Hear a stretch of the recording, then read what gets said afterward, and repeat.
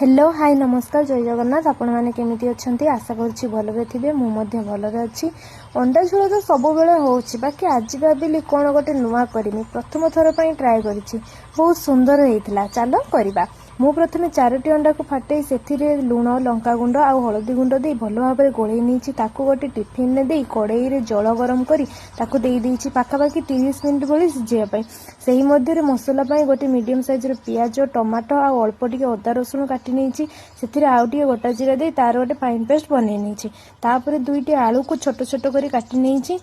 पानी रू टिफिन को बाहर कर देखिली एक्चुअली कौन है टिफिन टा पानी रे गोटे साइड हो जाता बोली अंडाटा भी टिफिन गोटे साइड को ही रही जाइए किसी प्रोब्लेम नहीं ताकू छुरी रे काटी बाहर करदेली आपण मैंने ही वीडियो रू देखि पारुथिबे केते सुंदर पनीर भले देखा होची तापरे आलू भाजी नहीं तापरे अंडा पीस गुड़ा भाजी नेली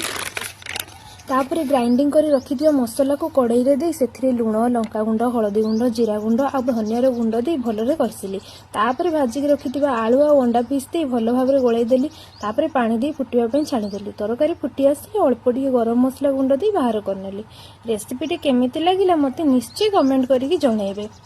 वीडियोटी भल लगी लाइक शेयर सब्सक्राइब करूँ आपण मैंने तो वीडियो देखुंत किंतु सब्सक्राइब करना प्लीज प्लीज प्लीज सब्सक्राइब करूँ रही जय जगन्नाथ।